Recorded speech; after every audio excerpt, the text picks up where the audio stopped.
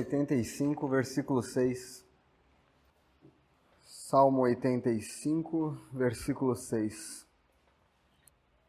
Porventura, não tornarás a vivificar-nos, para que em ti se regozije o teu povo? Porventura, não tornarás a vivificar-nos, para que em ti se regozije o teu povo? Abacuque 3, versículo 2. Tenho ouvido, ó Senhor, as tuas declarações e me sinto alarmado.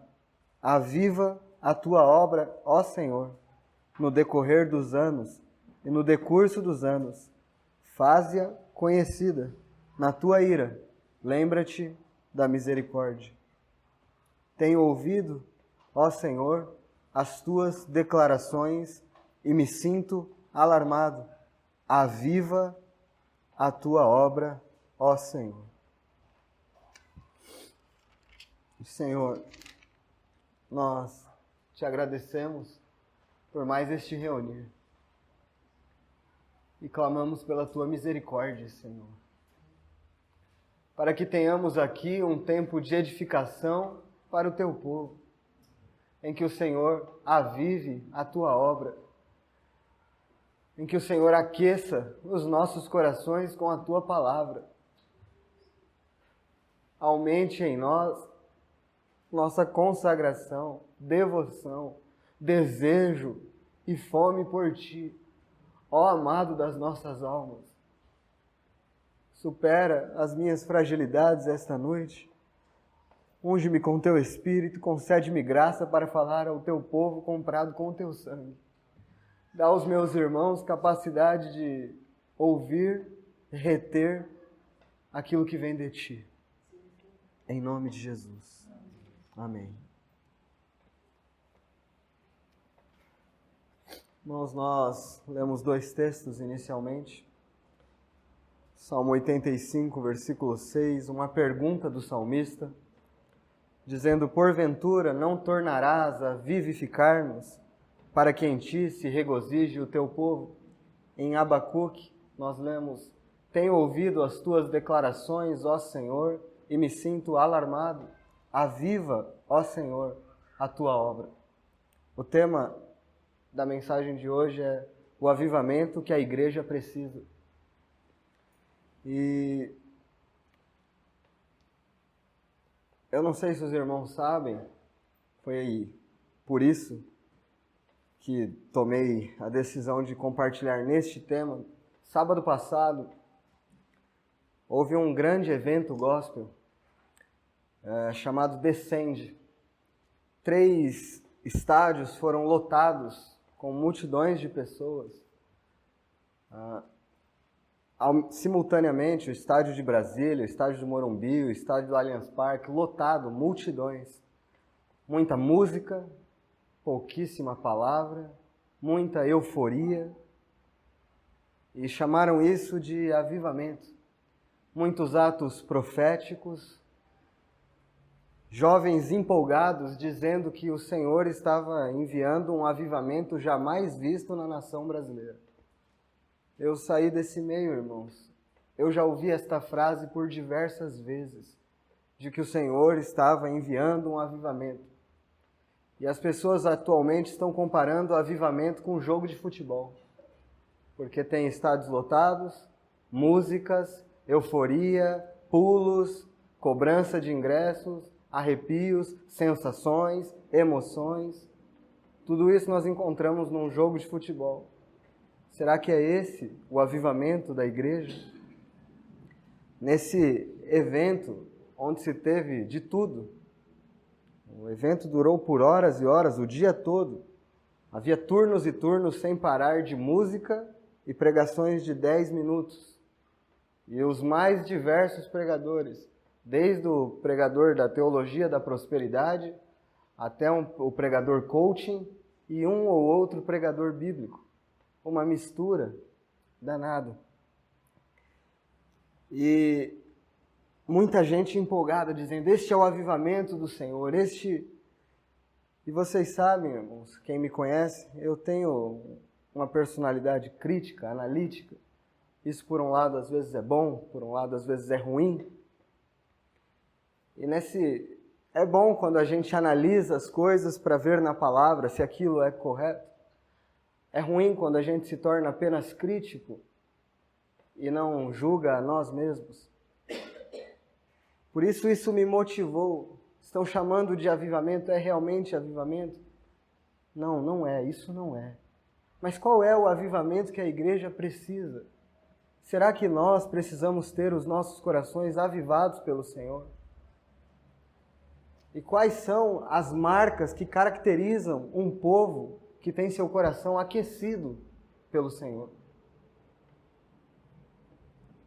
Sem dúvida não é a mudança de forma ou de jeito que as coisas são feitas, mas uma mudança interior. A primeira pergunta que quero responder com os irmãos é: quem pode promover ou marcar um avivamento?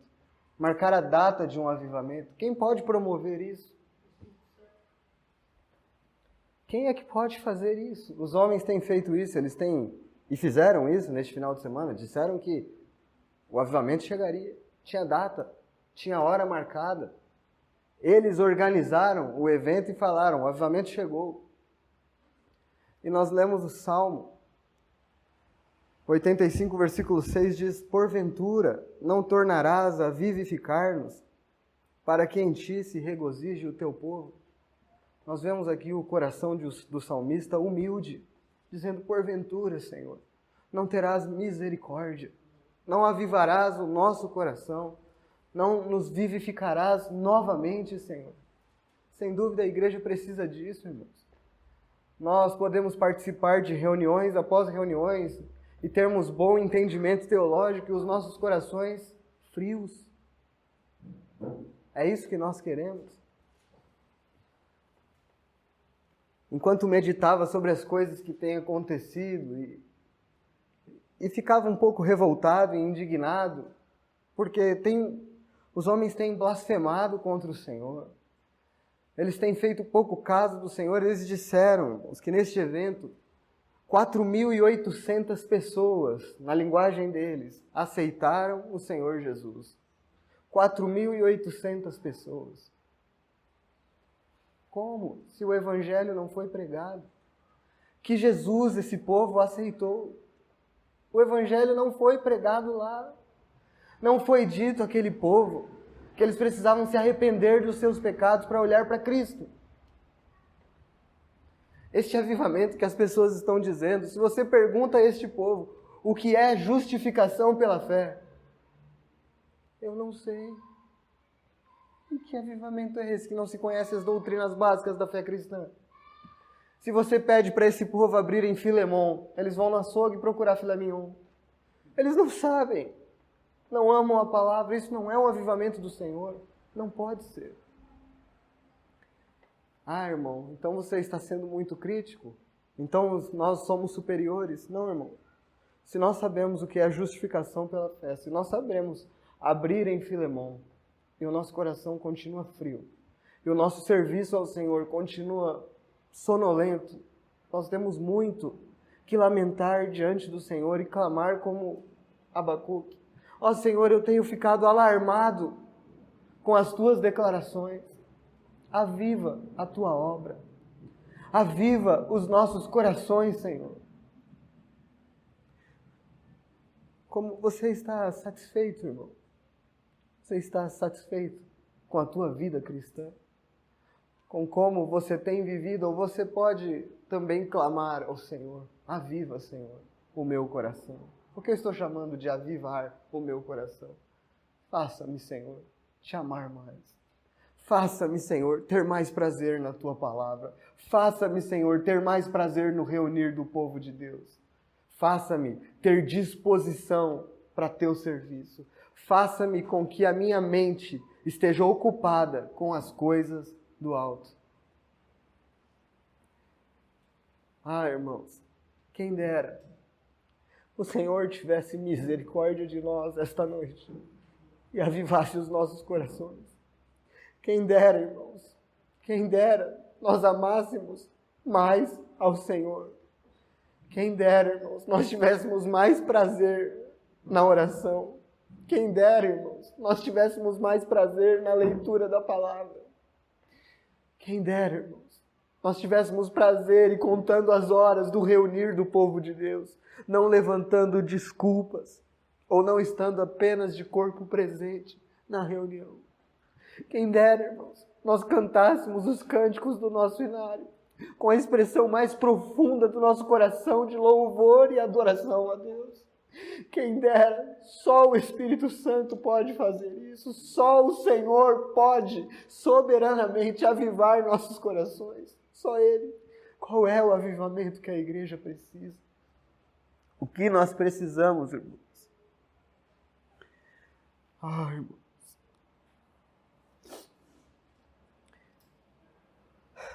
Uma outra pergunta: o que é que antecede um avivamento genuíno?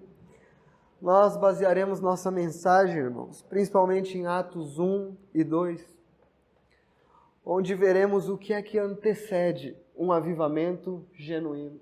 Quando o Senhor deseja avivar o seu povo, o que é que Ele faz com o seu povo? O que é que começa a acontecer? Vamos lá em Atos, irmãos. Irmãos, são muitos versículos. Eu peço aos irmãos que leiam Atos 1 e 2 depois, até para conferirem se o que eu estou falando confere com as Escrituras. Mas em Atos 1 e 2 nós temos o relato da formação da igreja. Nós temos nosso Senhor sendo exaltado às alturas, sendo levado para os céus, mas antes disso dizendo aos discípulos para que eles ficassem em Jerusalém, que eles seriam revestidos de poder do alto para serem testemunhas do Senhor, ou mártires do Senhor, para morrerem pela causa do Senhor. Eles receberiam poder do alto, mas eles deveriam esperar em Jerusalém. Em Atos 1, versículo 14, diz assim: todos estes perseveraram unânimes em oração, com as mulheres, com Maria, mãe de Jesus, e com os irmãos dele. Qual é a primeira coisa, irmãos, que antecede um avivamento real, genuíno, que vem do Senhor? Ele havia feito uma promessa aos seus discípulos: fiquem em Jerusalém, vocês serão revestidos de poder do alto. Descerá sobre vós o Espírito Santo. E o que é que eles fazem? Eles se retiram para orar e perseveram em oração. Se o Senhor tem algo para fazer no meio do seu povo, Ele começa com os nossos joelhos dobrados. Ele começa a inclinar os nossos joelhos diante do pó. Todos perseveravam unânimes em oração. É o nosso fracasso, irmãos. Nós oramos pouco. Nós dependemos pouco do Senhor. Nós esperamos, nós temos uma mente gigante e um coração vazio de piedade. Nós conhecemos muita doutrina, mas nossos joelhos não se dobram. O irmão, até recente, mas já faleceu, Leonard Ravenhill, ele escreveu um livro, Por que tarda o pleno avivamento? Ele dedica os capítulos iniciais a falar de oração. Ele diz que a reunião de oração é a reunião mais esvaziada do povo de Deus. Ele diz: se você quer saber se o povo ama a Deus, vá nas reuniões de quarta-feira de oração. Se você quer saber se o povo gosta do pregador, vá nos dias de pregação. É verdade, irmãos. Toda vez que o Senhor deseja e anseia fazer algo, Ele começa por dobrar nossos joelhos. Mas é tão difícil para nós, e nós precisamos reconhecer, irmãos. Nós precisamos reconhecer a nossa necessidade de perseverança nisso. A nossa falta de dedicação nisso. Orar para nós é um trabalho pesado e cansativo. E nós temos que nos esforçar muito para nos dedicar a pouco tempo de oração. Não somos disciplinados. Não mantemos a constância. Spurgeon, falando sobre isso, disse que era mais fácil para o povo que estava em guerra, enquanto Moisés estava com a mão levantada, o povo guerreava embaixo, era mais fácil para o povo continuar com as espadas do que para Moisés continuar com a mão erguida em oração. É verdade, irmãos. Tudo que é espiritual para nós é penoso, é cansativo. Esse é o mal que habita em nós, irmãos. É por isso que o salmista diz: porventura, Senhor, não tornarás a vivificar-nos. Porque o salmista está reconhecendo o seguinte: meu Senhor, eu não consigo. Eu não consigo.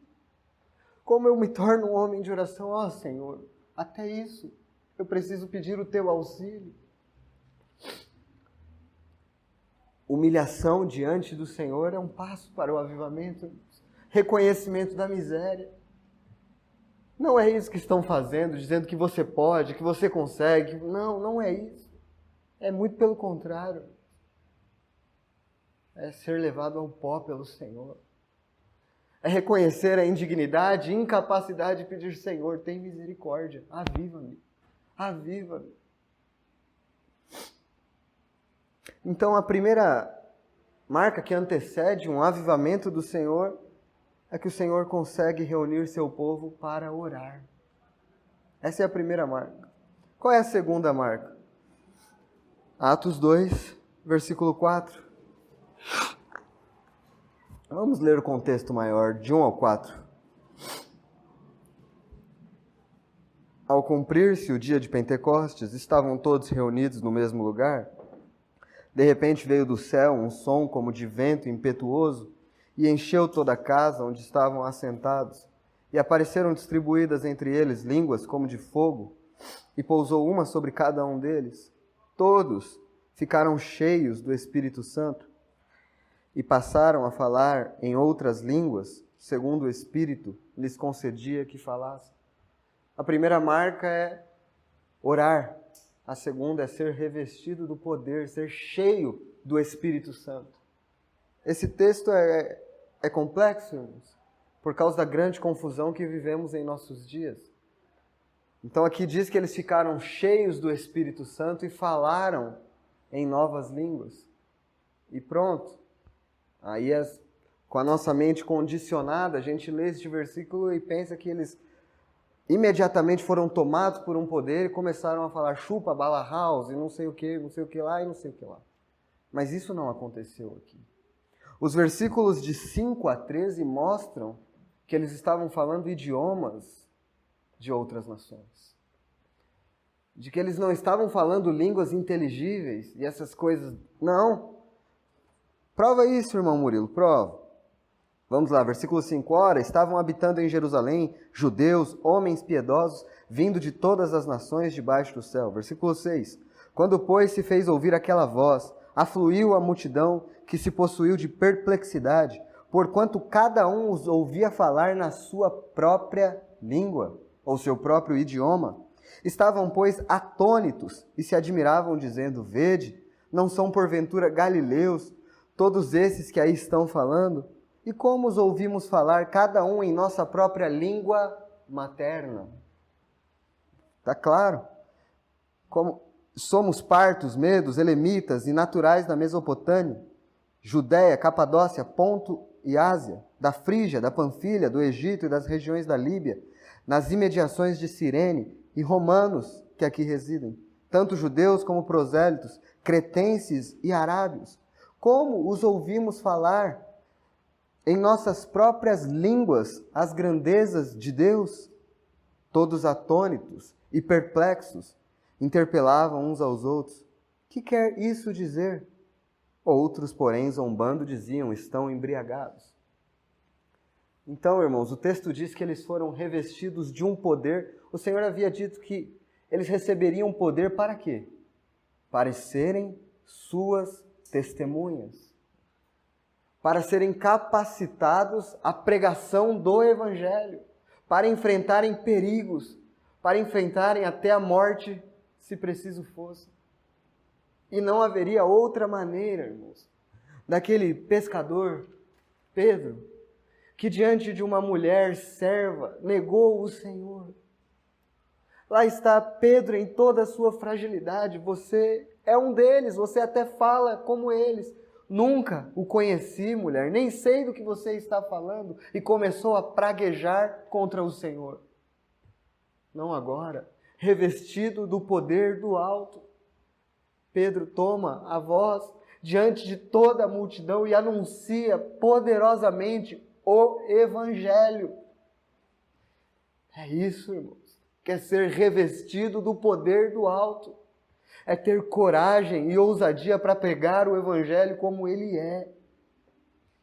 E lá estava Pedro, cheio do Espírito Santo. E é assim que o versículo 14 começa.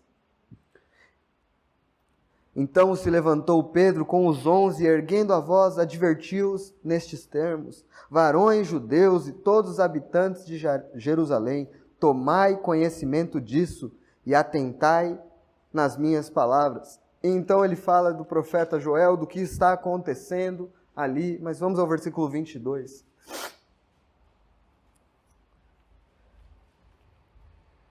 Pedro se levanta ali para pregar, irmãos. E qual é a característica da pregação de Pedro? Qual é a característica que marca que o Senhor está avivando o seu povo? Que o Senhor está conquistando o seu povo com a mensagem bíblica. Olha o que ele pregou. Varões israelitas, atendei a estas palavras. Jesus, o Nazareno, varão aprovado por Deus, diante de vós, com milagres, prodígios e sinais, os quais o próprio Deus realizou por intermédio dele entre vós, como vós mesmos sabeis, sendo este entregue pelo determinado desígnio e presciência de Deus, vós o matastes, crucificando-o por mãos de iníquos. Qual é a primeira coisa que Pedro anuncia, irmãos? Cheio do Espírito Santo. Ele mira aquela multidão e começa a dizer quem é Jesus que ele prega. Ele é o varão aprovado por Deus, com sinais, milagres e prodígios. Vós o matastes, crucificando por mãos de iníquos. Esta é a pregação que caracteriza o início do avivamento na igreja de Jerusalém. Começar dizendo: seus pecados crucificaram Cristo Jesus. Vós o matastes. Antes disso ele diz, no versículo 23, sendo este entregue pelo determinado desígnio e presciência de Deus. Pedro está ali afirmando a soberania de Deus, dizendo que tudo o que acontece, tudo o que aconteceu nestes dias por aqui, foi a determinação de Deus. Lá nos tempos eternos, ele já havia determinado que Jesus Cristo morreria pelos pecados dos homens e seria o varão aprovado por Deus. Vós o matastes. Vós o matastes, crucificando-o por mãos de iníquos. Você imagina, irmãos, aquele Pedro que diante de uma mulher serva nega o Senhor e agora está diante de uma multidão apontando e dizendo: vós o matastes, vós o crucificastes. Aquela mesma multidão que estava zombando: vocês estão bêbados, vós o matastes. Todo aquele sinédrio reunido. O poder do Espírito Santo estava sobre a vida daquele homem. Então ele prega sobre o sofrimento e a morte do Senhor no versículo 23. No versículo 24, ao qual, porém, Deus ressuscitou, rompendo os grilhões da morte, porquanto não era possível fosse ele retido por ela. Então no versículo 24, se no versículo 23 ele falou sobre o sofrimento e a morte do Senhor, no versículo 24 ele fala da ressurreição do Senhor, ele prega o Evangelho. Versículo 25, porque a respeito dele, diz Davi, diante de mim sempre via o Senhor, porque está à minha direita, para que eu não seja abalado. Por isso se alegrou o meu coração, e a minha língua exultou. Além disso também, a minha própria carne repousará em esperança. porque não deixarás a minha alma na morte, nem permitirás que o teu santo veja a corrupção. Fizeste-me conhecer os caminhos da vida, encher-me-ás de alegria na tua presença. Olha o que Pedro faz, e essa é a marca da pregação. Ele cita Escritura, ele cita um texto da Escritura. Ele está pegando um pedaço da Escritura, e o que ele faz depois? Ele explica e aplica. Isso é pregação bíblica, irmãos. Pedro pega um trecho da Escritura, porque disse Davi, e ele pega o que Davi disse, e aí ele vai explicar. Isso é pregação bíblica, irmãos. Ler o texto, explicar o texto, aplicar o texto. Isso é o avivamento que a igreja precisa. Amar o livro, meditar no livro, conhecer o autor do livro. Irmãos, seja-me permitido dizer-vos claramente a respeito do patriarca Davi, que ele morreu e foi sepultado, e o seu túmulo permanece entre nós até hoje. Sendo, pois, profeta, e sabendo que Deus lhe havia jurado que um dos seus descendentes se assentaria no seu trono, prevendo isso, referiu-se à ressurreição de Cristo, que nem foi deixado na morte, nem o seu corpo experimentou corrupção. A este Jesus, Deus ressuscitou, do que todos nós somos testemunhas. Exaltado, pois, à destra de Deus, tendo recebido do Pai a promessa do Espírito Santo, derramou isto que vedes e ouvis. Porque Davi não subiu aos céus, mas ele mesmo declara, disse o Senhor ao meu Senhor, assenta-te à minha direita, até que eu ponha os teus inimigos por estrado dos teus pés. Esteja absolutamente certa, pois toda a casa de Israel, que este Jesus, que vós crucificastes, Deus o fez Senhor e Cristo. Esta é a pregação de Pedro. Ele vai diante da multidão e diz, Jesus é o varão aprovado por Deus. Vocês viram aqui, nós somos as testemunhas disso. Ele foi aprovado por Deus com sinais, milagres, prodígios, maravilhas. Pelo determinado desígnio de Deus, ele foi entregue à morte, mas vós os mataste. Vocês são culpados. Vocês crucificaram o Rei da Glória. Mas ele não permaneceu no túmulo. Ele ressuscitou ao terceiro dia. Ele subiu ao céu exaltado e derramou isto que agora vocês estão vendo e ouvindo. Esteja absolutamente certa toda a casa de Israel. Deus o fez Senhor e Cristo. É uma mensagem do senhorio de Cristo, de conclamar ao arrependimento, de falar que eles eram os culpados. Muito diferente, irmãos. Muito diferente do que nós temos acompanhado em nossos dias. Versículo 37. Ouvindo eles estas coisas, compungiu-se-lhes o coração e perguntaram a Pedro e aos demais apóstolos, que faremos, irmãos? Ah, irmãos, se isso não é a ação do Espírito Santo, eu não sei o que é. Só o Espírito Santo pode compungir corações. E as pessoas ficam desesperadas e perguntam, Pedro, pelo amor de Deus, o que é que a gente faz? O que faremos? Nós somos culpados deste sangue inocente. Fomos nós que matamos esse. O que faremos? E há quem acredite que a igreja tem que fazer apelo. Quem é que apela? É o pecador que apela, irmãos. O que faremos? Você pode encontrar nos livros as práticas de apelo. Você pode encontrar métodos assim, mas você não encontrará nas Escrituras Sagradas. A pregação é feita, a exortação é feita. Se o Espírito Santo compunge o coração, fere o coração, é o pecador que apela para ser salvo. É o pecador que apela e diz, que faremos? Que nós faremos? Ao contrário, as pessoas que pensam que podem promover o avivamento, começam a criar métodos. Um irmão do passado, Charles Finney, cria que poderia promover avivamento. E ele que começou com essa prática do apelo. Então, ele até criou o banco dos indecisos.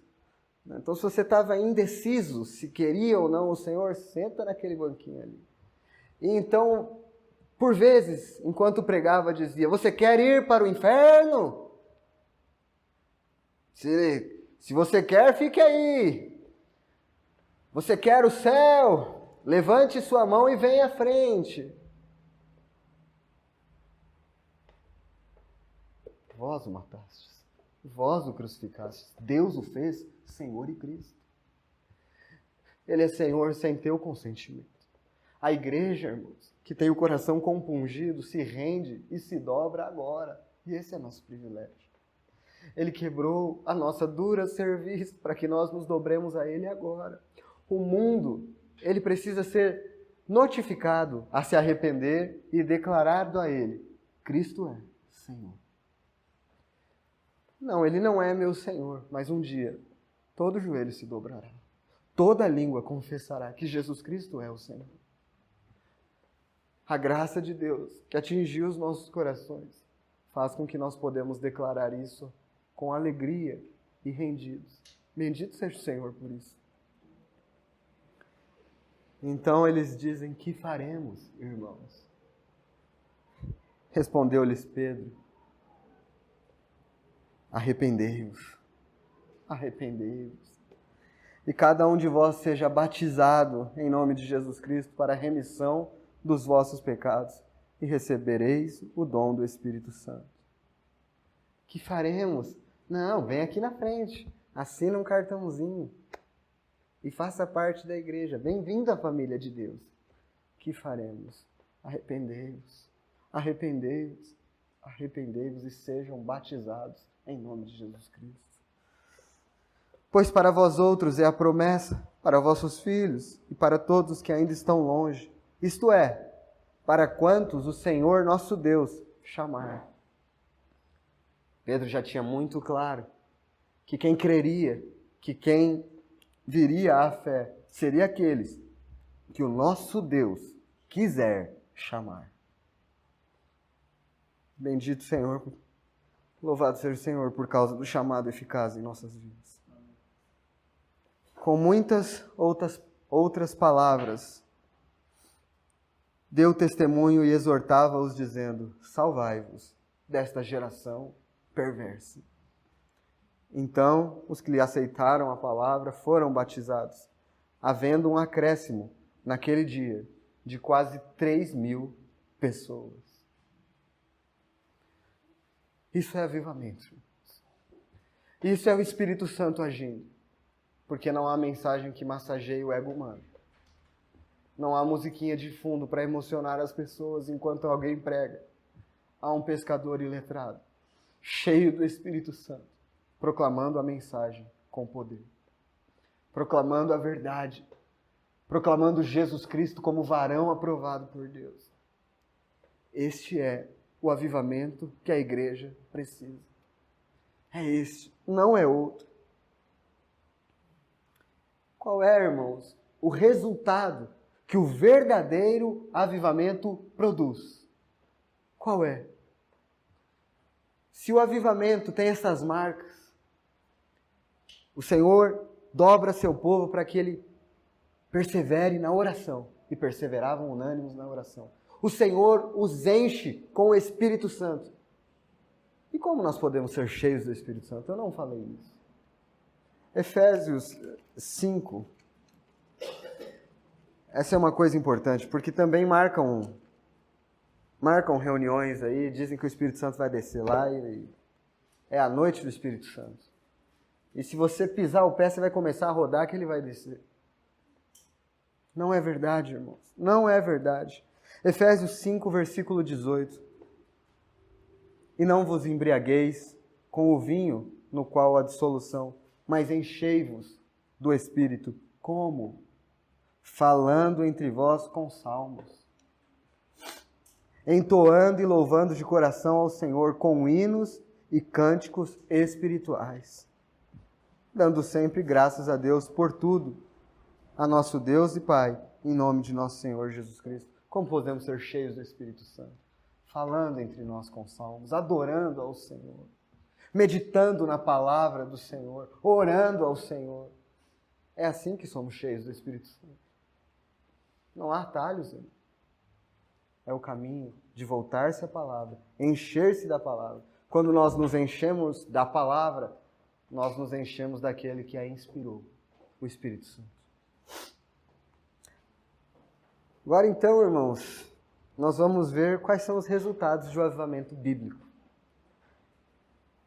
Porque estão chamando nos nossos dias de muitos avivamentos. Inclusive no nosso meio, irmãos. Inclusive no nosso meio. Sair das denominações e reunir em casa é avivamento. Isso é mentira. Isso não é avivamento. Isso é mentira. Sair de um lugar para outro não é avivamento, irmãos. Não é isso. É só uma mudança de um lugar geográfico para outro. Avivamento é interior, irmãos. Avivamento é o que acontece dentro do coração do povo de Deus. Então, as marcas, os resultados que o avivamento de Jerusalém presenciou foi o versículo 42 de Atos 2. Este foi o resultado. E perseveravam na doutrina dos apóstolos, e na comunhão, no partir do pão e nas orações. Este é o resultado do avivamento bíblico. Eles perseveravam na doutrina dos apóstolos. Veja o versículo 43. Em cada alma havia temor, e muitos prodígios e sinais eram feitos por intermédio dos apóstolos.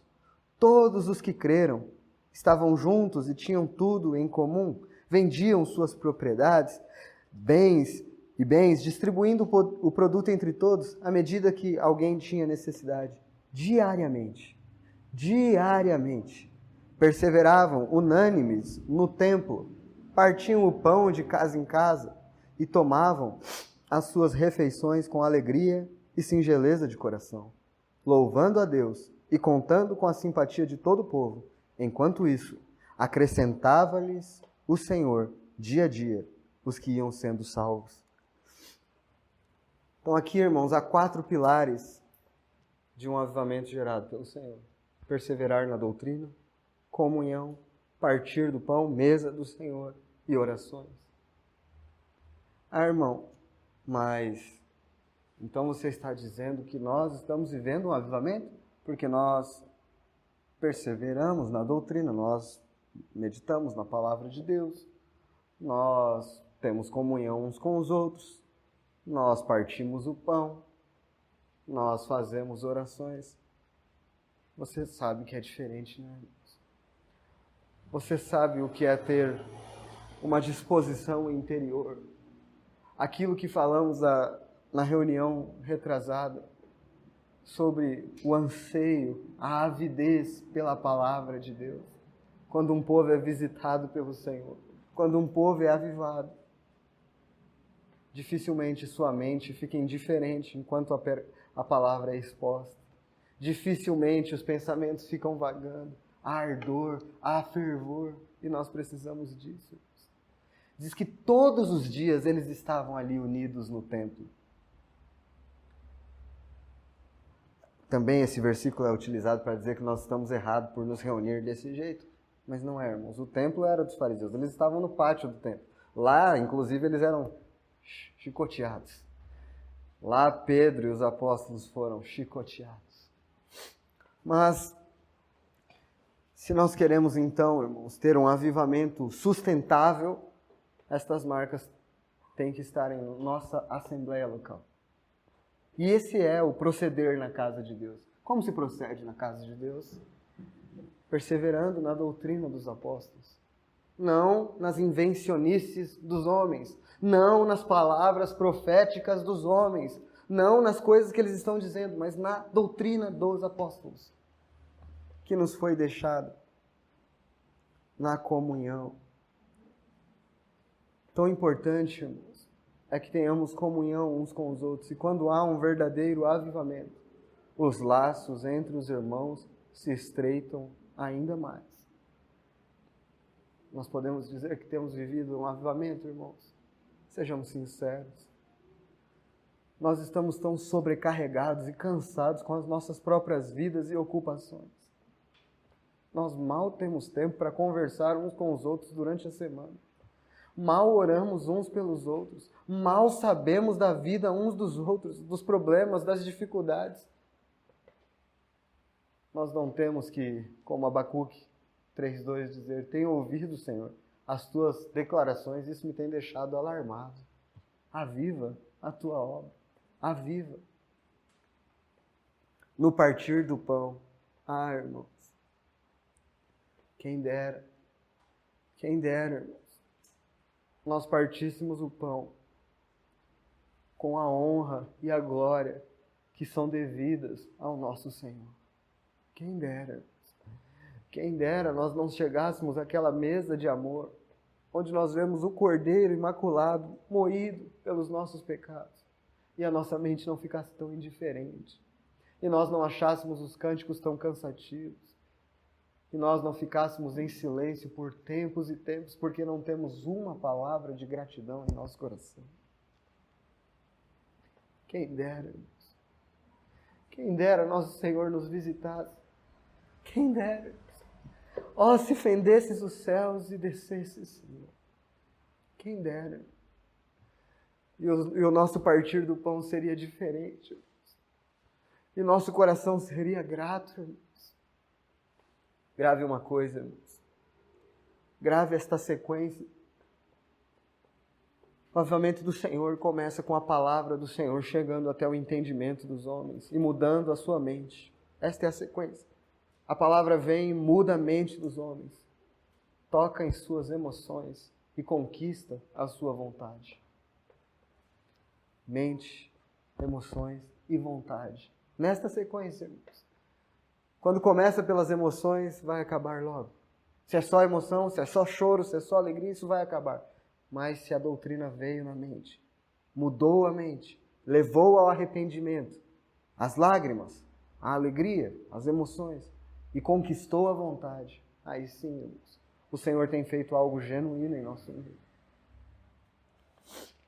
Eu vou finalizar, irmãos, com a última pergunta. Nós temos garantia de que um avivamento acontecerá nos nossos dias? Nós temos garantia de que isso acontecerá, irmãos? Nós podemos falar, se nós fizermos isso e aquilo, um avivamento vai acontecer. Nós temos garantia? Depende do que nós estamos chamando de avivamento, irmãos. Nós podemos orar, nos humilhar, para que o Senhor aqueça esse pequeno rebanho, para amar a sua palavra e começar individualmente, cada um lá no seu quarto fechado, ter seu coração aquecido pelo Senhor. Agora, irmãos, nós não fomos chamados para dar resultados. Nossa expectativa é, Senhor, quero amar-te mais, quero consagrar-te mais a ti, quero ser mais fiel a ti. Mas o que vai acontecer, irmãos? O bairro do Lausanne, o São Paulo, o Brasil. Quem pode fazer isso, irmão? É só o Senhor, se Ele quiser. Nós não temos esse poder. E nem temos essa garantia de que isso acontecerá, se seguirmos determinado método. Porque alguém pode falar, não, mas se o povo começar a orar, se humilhar, e ter mais fogo pelo Senhor, então vai acontecer. Então pergunte para Jeremias, irmão. Pergunte para aquele profeta, que com lágrimas advertiu o povo por mais de 23 anos. Jeremias 25, versículo 3.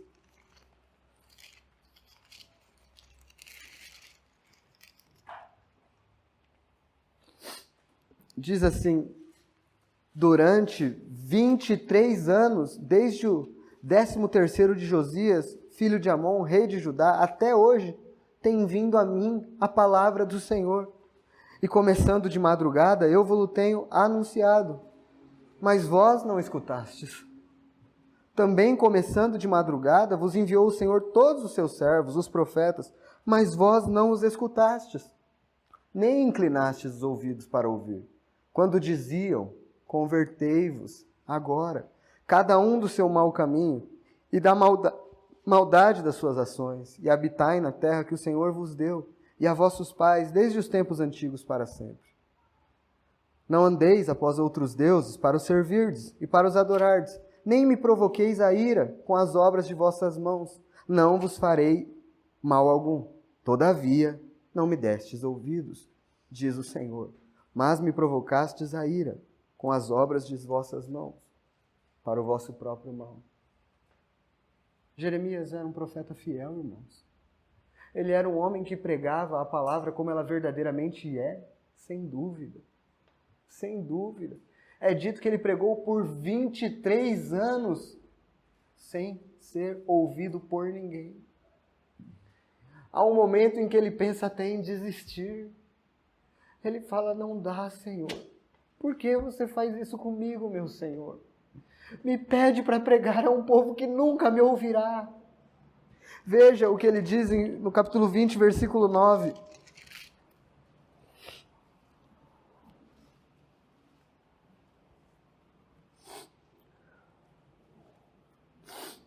Versículo 8 primeiro. Porque sempre que falo, tenho de gritar e clamar violência e destruição, porque a palavra do Senhor se me tornou uma vergonha, todo dia. Quando pensei, não me lembrarei dele, e já não falarei no seu nome. Então, isso me foi no coração como fogo ardente, é encerrado nos meus ossos, já desfaleço de sofrer. Não posso mais. Então Jeremias diz assim, ó Senhor, toda vez que eu vou pregar em teu nome, eu tenho que pregar destruição, eu tenho que conclamar esse povo ao arrependimento, eu tenho que falar que vão acontecer calamidades se eles não se arrependem. Eu cansei, eu desisto, eu vou parar. E quando ele pensou em desistir do Senhor, aquilo foi como fogo consumindo dentro dele. Ele não pode aguentar, ele tem que pregar a palavra. O que nos ensina isso, irmãos? Se vai acontecer um avivamento, eu não sei, mas nós vamos pregar, porque senão um fogo arde no nosso interior. Nós não podemos deixar de pregar a verdade. O avivamento pertence ao Senhor, irmãos. O que nós podemos aprender de hoje é que nós devemos fazer a nossa parte. Nós devemos, sim, dizer, Senhor, aviva a tua obra. Senhor, aviva este pequeno rebanho aqui. Aviva-me na minha casa. Faz algo genuíno em nosso meio, Senhor. E clamar isso de verdade, irmãos. Seja honesto sempre, irmãos. Sempre que eu vou falar aos irmãos, eu tenho uma consciência diante do Senhor. Que ninguém pode sair daqui apenas com informações para encher a sua cabeça. E saber um monte de coisa. Ah, aconteceu isso ali, aconteceu isso aqui.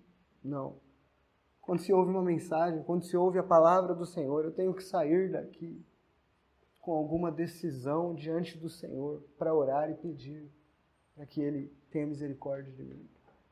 Eu tenho que sair daqui constrangido por algo que a palavra do Senhor tenha mostrado que há erro em mim. Porque senão nós só estamos acumulando informações, irmãos. O que é que o Senhor deseja de você, meu irmão? Qual é o avivamento que você precisa? Que você precisa? Como está a sua vida com o Senhor? A sua. Não o descende lá. A sua. Nós aqui, este pequeno rebanho aqui, como nós temos vivido? Nossas reuniões são frias. Nós temos boa palavra, mas o nosso coração é indiferente, xoxo. A frieza, a indiferença. Vamos clamar ao Senhor para que tenha misericórdia. Olhe para a sua casa, o culto familiar. Você reúne sua família para orar e para adorar ao Senhor. Quando você chega na tua casa, do teu trabalho, você pensa que deve adorar ao Senhor junto com a tua família e a primeira coisa que vem na tua cabeça é: eu estou cansado. Eu estou cansado. Ai, deixa para lá, outro dia. É isso que vem. Nós precisamos de um avivamento. Nós precisamos amar ao Senhor. Ó, meu Senhor, tenha misericórdia de nós. Tenha misericórdia. Nós não somos capazes de promover nada. Nosso coração é frio.